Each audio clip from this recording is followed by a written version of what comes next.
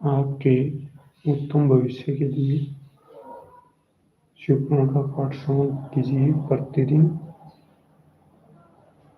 जब भी समय मिले।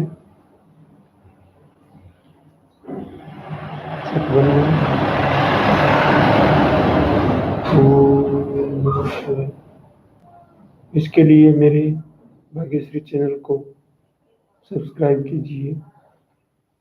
आपके कष्ट निवारण, दुख क्लेश निवारण हेतु प्रतिदिन सुन के अपनी प्रतिक्रियाएं लाइक डिसलाइक या अभिव्यक्ति कीजिए। 37वें अध्याय को श्रवण कीजिए। ओम नमः शिवाय। ब्रह्मा जी ने कहा कि हे नारद, हमने दक्ष, विध्वंसन, शिव चरित्र और तत्व ज्ञान जिससे सबका अहंकार नाश होता है वह तुमको सुना दिया है, और अब जो जो इच्छा हो वह पूछिए। यह सुन नारद ने हाथ जोड़कर नम्रता पूर्वक स्तुति कर विधाता से पूछा कि हे पिता,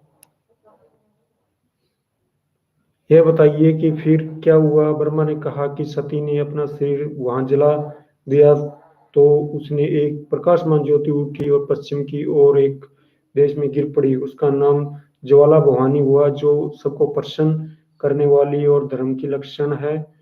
उसकी कला प्रत्यक्ष है और उसकी सेवा तथा पूजा से सब कुछ मिलता है। उसको ज्वालामुखी कहते हैं। पर कल्प वेद के अनुसार सती के और भाग भी पृथ्वी पर प्रकट हुए। नारद ने कहा कि अब कल्प वेद से सती के सब चरित्र वर्णन करो, उनसे और कौन कौन देवी प्रकट हुई। ब्रह्मा बोले, जब सती जी दक्ष के यज्ञ में गई और शिव शंकर के भाग को न देखकर अपना अपमान समझा तो क्रोधित हुई और अपनी माता के पास जाकर बहुत समझाकर कहा कि इन सबों ने बहुत निंदनीय कर्म किया है, दुख देने वाला हुआ है। हम मर जाएंगे और मुनीश्वर दुख में पड़ेंगे। हे माता, शिव के गण बड़ा उपद्रव मचावेंगे और कोई दंड पाए बिना न रहेगा। हमारे वियोग में शिव जी बड़े खेद से लोक में भ्रमते रहेंगे और फिर हमको पाकर विहार करेंगे। ऐसे भविष्य की बातें सती ने कहकर चाहा कि अब हम चलें, पर उनकी माता और बहनों ने रोक लिया। सती प्रसन्न होकर योग धारण कर अंतर ध्यान हुई और तुरंत गंगा किनारे जाकर स्नान कर अपने कपड़े पहने और गंधमादन पर्वत में शिव पूजा की। फिर श्वास ब्रह्मांड पर चढ़ाकर शरीर छोड़ अपने लोक को गई। उस समय हाहाकार मचा और एक ऐसा बड़ा शब्द हुआ कि जिससे असंख्य दैत्यों के घर नष्ट हो गए। देवता आदि अति दुखी हुए। सती के साथ जो गए थे वह भी अति दुखी हुए। कुछ तो आम घात कर मर गए और कुछ दूसरी युक्ति करने लगे। पर भृगु ने यज्ञ की रक्षा कर गणों की कुछ न चलने दी। तब सब गणों ने जाकर शिव जी को पुकारा। शिव ने क्रोधित होकर अपनी जटा उखाड़ कर उससे गण उपजाए और उन्होंने असंख्य सेना समेत दक्ष के यज्ञ को दावा किया और यज्ञ को ध्वंस किया और भी बहुत उपद्रव किया और सबको पूरा दंड देकर शिव जी की सेवा में पहुंचे। तब शिव का क्रोध कुछ कम हुआ, पर सती का वियोग बहुत असह्य हुआ। उसी दुख में शिव ने अपने गणों को साथ लेकर गंगा के तट में, जहाँ सती ने अपना शरीर छोड़ा था, जाकर सती के शरीर को पृथ्वी पर पड़ा हुआ देखा और मूर्छित होकर मोहित हो गए।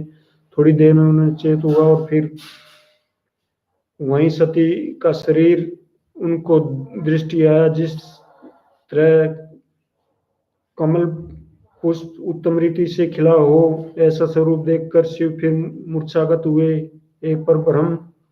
वे परब्रह्म निर्गुण माया से परे और अविनाशी रूप में, पर संसार की लीला सबको दिखाकर ऐसे विल हुए मनुष्यों को विदित हो कि स्त्री दुख कैसा बड़ा है। उन्होंने यह बात प्रकट दिखाई कि मोह सबसे बड़ा है। इतना कहकर ब्रह्मा बोले कि हे नारद, कुछ संदेह न करना, यह शिव की विचित्र लीला है। थोड़ी देर पीछे सब शिव को संज्ञा हुई तो अपने को बड़ा अभागी देख बेबस चिल्लाकर रोने पीटने लगे और संतोष को धारण न कर अधीरता और निर्बलता प्रकट की। वह स्त्री को देख अन्य जीवों के समान कहने लगे कि हे प्राण प्यारे, उठो, मैं तुम्हारे बिना बहुत बेचैन हूँ। वह तुम्हारी तिरछी चितवन नहीं देखता। उठो उठो, हमसे क्यों नहीं बोलती हो? यह कह वह शरीर को अपने हाथों से छुआ, हृदय से लगाया, बारंबार उसको कंठ लगाकर चूमा। फिर उस सती के शव को लिपट लिपट कर अति प्रेम के सागर में मगन और मूर्छागत हुए। कुछ दिनों के पीछे शिवजी सचेत और सती के शरीर को अपने शरीर से लिपटा चारों ओर दौड़ते फिरे और बड़े दुख उठाए। उन्होंने सब देश, पर्वत, द्वीप, समुद्र, वन, लोकालोक और सब पृथ्वी भर में भ्रमण किया और सब श्रृंग पर्वत भरतखंड में फिर कर देव नदी के तट पर आए और वहां बरगद का बहुत बड़ा वृक्ष था। वहां पर कोई न था तो बहुत ऊंचे स्वर में धाए धाए रोने लगे। साध्वी, सती आदि कुछ नाम लेकर शिवजी पुकारने लगे। उनकी आंखों से अश्रु की धारा बह निकली। जहां पर भी वह शिव के अश्रु गिरे थे वहां नेत्र सरोवर नाम तीर्थ हो गया, जिसमें नहाकर मनुष्य अपना मनोरथ पाते हैं। वह तपस्वियों के लिए तपोभूमि है। उसके स्नान में से कोई पाप नहीं रहता। उसकी लंबाई 2 योजन भर है। फिर शिव आगे चले और जहां पर सती का कोई अंग स्त्री से जुदा होकर गिरा, वहीं स्थान सिद्धपीठ हो गया, जिसकी पूजा से सब मनोरथ पूरे होते हैं। उस स्थान पर देवी सब कलाओं से रहकर अपने भक्तों को सब कुछ कृपा करती है। ऐसी लीला करके शिव एक स्थान पर बैठ गए। जो शेष अंग रंग गए थे उसका क्रियाक्रम किया।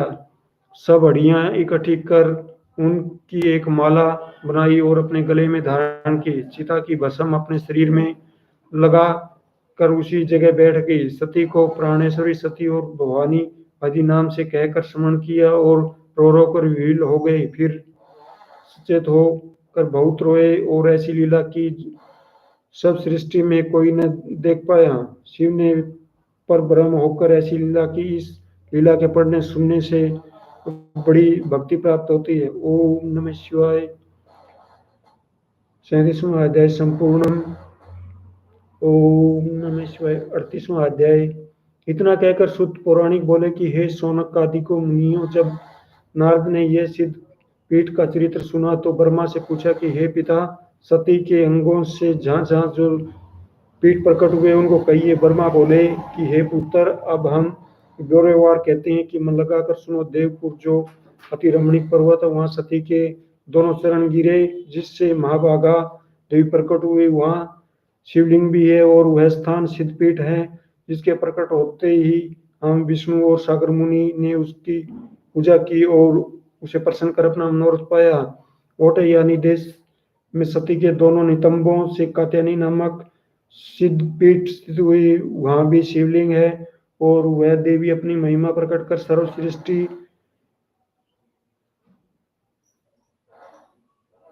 हम और विष्णु से पूजी गई।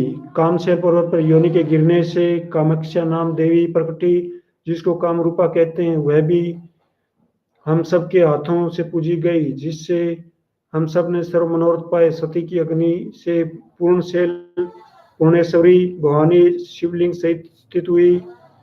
जलांधर पहाड़ पर सती के कुछ गिर पड़े, जिससे चंडी नाम देवी सिद्धपीठ प्रकटी। कामरूप से पूर्व ललित कांता नाम सिद्धपीठ प्रकट हुई और गंगा के तट पर महामाया का एक अंग कटकर गिरा, जिससे बागेश्वरी देवी सुशोभित हुई। उसी प्रकार सती के प्रत्यंग से बहुत से सिद्ध पीठ प्रकट हुए। वहां सब जगह शिव के लिंग स्थापित हुए। हम विष्णु और सब देवतादिकों ने उनकी पूजा पाठ प्रणाम किया।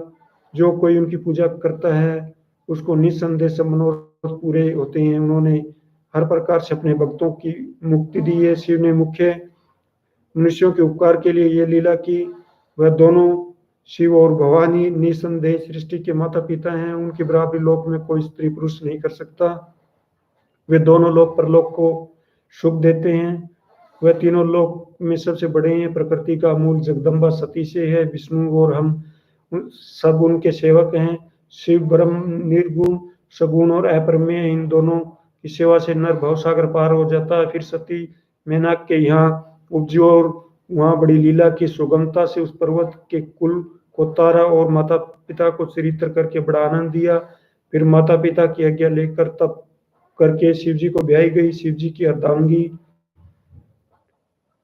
वो देवताओं के दुख छुड़ा दिए। फिर शिव का तप कर अपने शरीर को गौर रंग किया। फिर दोनों शिव शक्ति में मिलकर देवताओं के बड़े बड़े काम निकाले।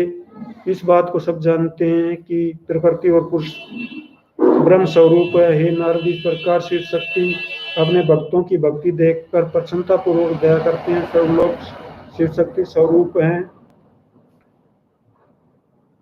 जिस इससे कोई भी भार नहीं है। शिव सृष्टि के पिता और शिवरानी माता हैं। उनसे उत्तम और कोई बुद्धि नहीं है। इस बात के जानने से मुक्ति पदवी प्राप्त होती है। वही यही बुद्धि जब भाग्य से उदय होती है तो जीव संसार बंधन से मुक्त होकर परम पद पाता है। वे मनुष्य लोक में धन्य है जो शिव और शिवरानी के प्रेम में मगन हो गए हैं और बहुधा गौरी शंकर के चरणों का ध्यान करके पार लग गए हैं। उन्हीं की शक्ति से मैं सृष्टि उपजाता हूँ और उन्हीं की कृपा से विष्णु संसार को पालते हैं, जिनको हम विष्णु और शंकादिक भी नहीं जानते, केवल अपनी बुद्धि के अनुसार उनका वर्णन करते हैं। वही शिव शक्ति प्रकट रूप धरकर अपने भक्तों की भलाई के नाना प्रकार की लीला करते हैं।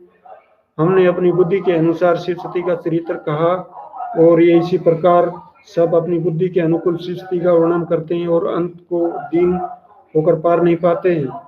वह सती शिव और सती का चरित्र अति पवित्रता और आनंद देने वाला है।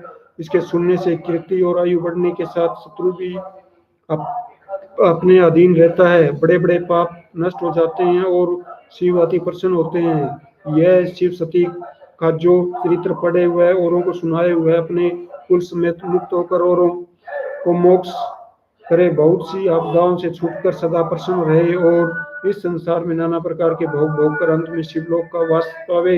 यह चरित्र तो हम कह चुके हैं। अब जो और कुछ सुनना चाहते हो तो वह वर्णन करो। इति श्री शिव पुराणे शिव विलासे उत्तरखंड ब्रह्मार्थ संवादे द्वितीय खंड समाप्तम संपूर्णम। ओम नमः शिवाय। प्रिय भक्तजनों, आपके उद्धार कल्याण के लिए शिव पुराण का प्रतिनित्य पाठ श्रवण कीजिए। इसके लिए मेरे चैनल भाग्यश्री को सब्सक्राइब कीजिए। प्रतिक्रिया प्रदान कीजिए। धन्यवाद। ओम नमः शिवाय।